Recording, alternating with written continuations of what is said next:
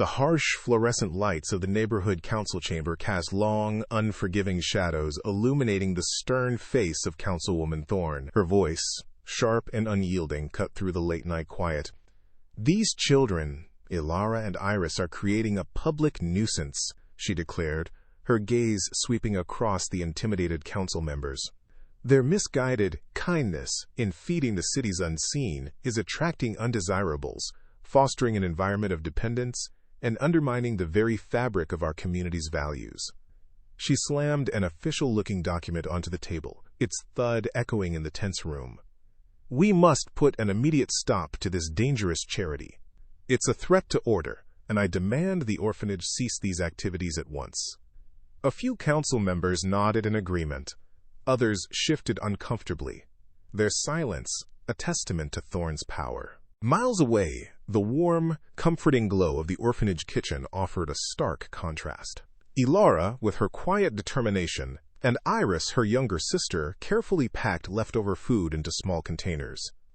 Ms. Albright, the orphanage director, watched with a gentle smile, her silent support a beacon.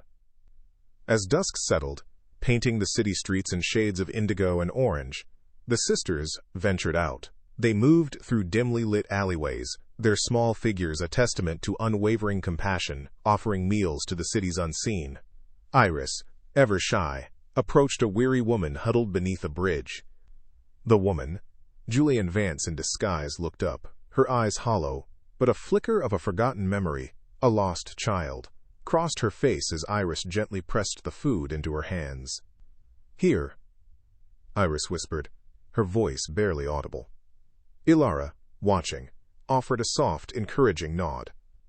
The woman accepted, a tear tracing a path down her grimy cheek, a silent testament to the sisters' pure hearts. The fragile warmth of their kindness was short-lived. Days later, a storm of public hostility brewed. Photos of Elara and Iris, captured in their selfless acts, circulated online, attracting a torrent of vicious comments. "Enabling vagrancy," one read. "Irresponsible," cried another. Simultaneously, a stark bank statement landed on Ms. Albright's desk, revealing a sudden alarming plummet in donations. Later that evening, a crisp, official notice, bearing the city council's seal, was found taped to the orphanage door. It was a formal complaint, directly referencing disruptive activities and hinting at property code violations. Ms. Albright's face, usually so composed, crumpled with worry as she read the words, knowing full well Councilwoman Thorne's influence. The orphanage, their only home, was under direct threat. The chill of the city's disapproval seeped into the orphanage, far colder than any winter wind. Food banks, once reliable, now cited logistic difficulties, their supplies dwindling to nothing.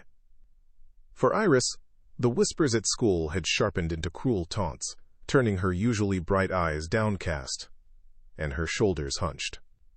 Elara, witnessing her sister's silent anguish, felt a knot of doubt tighten in her own chest. "Iris," she whispered in the common room, her voice barely audible. Did we do something wrong?" But in Ms. Albright's office, a different kind of defiance brewed. She stood, phone pressed to her ear, her voice a steel-edged whisper against an unseen city official. "These girls have done nothing but show compassion," she declared, her jaw set. "This orphanage is a haven, and I will not stand by while you attempt to dismantle it for political gain. They are children, and they are kind. That is not a crime." Her resolve, though quiet, was a beacon against the encroaching despair. Meanwhile, an unseen observer moved through the city's labyrinthine streets. Julian Vance, still wearing the cloak of the forgotten, watched from the periphery. For weeks he had been a phantom in the alleyways, a shadow in the parks, his sharp eyes missing nothing. He saw the escalating hostility aimed at the orphanage, the snide remarks, the cruel indifference. He also witnessed Elara and Iris, despite the hardship, continue their quiet acts of kindness, their small hands still offering what little they had.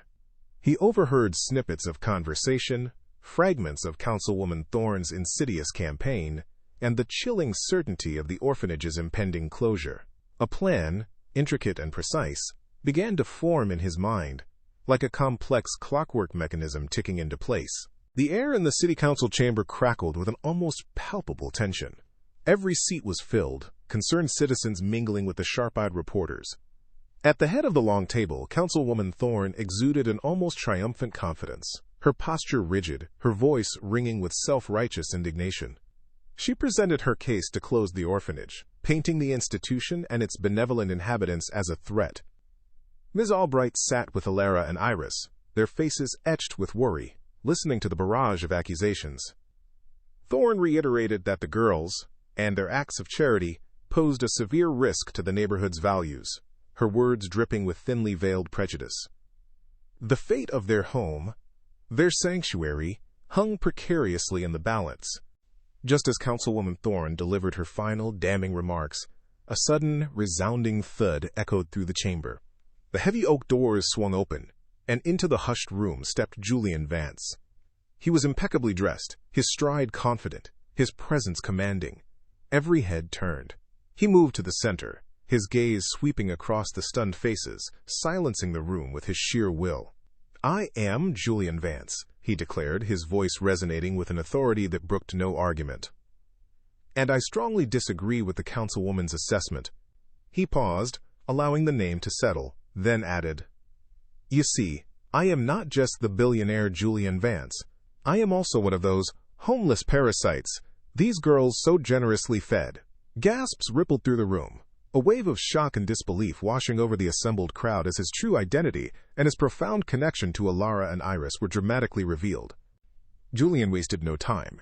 He placed a thick, bound folder onto the council's desk, its contents a damning testament to corruption. "The real danger," he thundered, his voice echoing through the stunned silence, "is not kindness, but cruelty disguised as civic duty." The documents within exposed Councilwoman Thorne's intricate web of secret real estate deals, revealing her plan to sell the orphanage land for her own profit. Thorne's face, once confident, drained of all color, her carefully constructed schemes laid bare for all to see. Her stammered denials were drowned out by the murmur of the crowd and the flashing of cameras. Within moments, the weight of irrefutable evidence led to her immediate public disgrace and removal from power, a swift and satisfying downfall. Justice, it seemed, had finally arrived. With Councilwoman Thorne swiftly removed, a new dawn broke over the orphanage. Under Julian Vance's generous patronage, the old building blossomed. Fresh paint covered its peeling walls, a state-of-the-art kitchen gleamed, and laughter once again filled its halls. A gleaming plaque was unveiled near the entrance, its inscription honoring Elara and Iris for their unwavering courage and profound kindness. Julian, inspired by the girls, expanded their initiative into, quote, Hope on Wheels, a program of brightly colored food trucks that now traversed the city, delivering not just meals, but dignity to every corner. Elara and Iris, their smiles radiant, actively participated, their initial spark of compassion now a roaring flame, transforming the city one meal at a time. The city, once a landscape of stark contrasts and silent suffering, had begun to bloom with an unexpected vibrancy. The Hope on Wheels movement, sparked by two young girls, had taken root and flourished beyond anyone's wildest dreams. Brightly colored food trucks, emblazoned with the smiling faces of Elara and Iris, now dotted parks, street corners, and community centers. Diverse volunteers, from students to retirees, worked alongside the sisters, their laughter and chatter echoing where despair once reigned. The city's unseen, no longer invisible, found not just meals but warm smiles and genuine conversations. People who once hurried past with averted gazes now paused, offering kind words or a helping hand. Julian Vance, often observing from a quiet distance, watched as the city's skyline seemed to glow brighter, reflecting the newfound hope in its heart. "It makes us happy to share," Elara would often say, Iris nodding beside her, proving that a single act of kindness, when amplified, could indeed transform an entire community. One quiet evening, as the last rays of sunlight painted the sky in hues of orange and purple, Elara spotted Julian Vance standing apart from the bustling distribution line. With Iris by her side, she approached him, her voice soft but clear. "Mr. Vance," she began, "why do you help us so much?" Julian turned, a gentle smile gracing his lips. He knelt, drawing the girls closer. "You two," he said, his voice thick with emotion, "you taught me what true wealth is. It's not the money I had, but the kindness you showed. You gave me more than I ever possessed." He pulled them into a warm, paternal embrace, a gesture that spoke volumes. In that moment, under the soft glow of the streetlights, Elara and Iris felt a profound sense of belonging. It was a feeling of home, of family, a quiet, deep peace that settled in their hearts. The yearning for a father figure, a silent ache they hadn't realized they carried, was finally, beautifully fulfilled. As the night deepened, the line of the city's unseen dwindled, each person departing with not just a full stomach, but a restored sense of dignity and a flicker of hope in their eyes. The city, which had once rejected and condemned, was slowly but surely healing, transforming into a beacon of compassion. Elara and Iris, now with a stable home and a father figure in Julian, never ceased their work. They understood, with a wisdom beyond their years, that shared kindness wasn't a finite resource. It was an infinite wellspring that multiplied with every act. Their story became an enduring echo, a testament to the simple truth that the most powerful force in the world isn't wealth or power, but the selfless act of giving.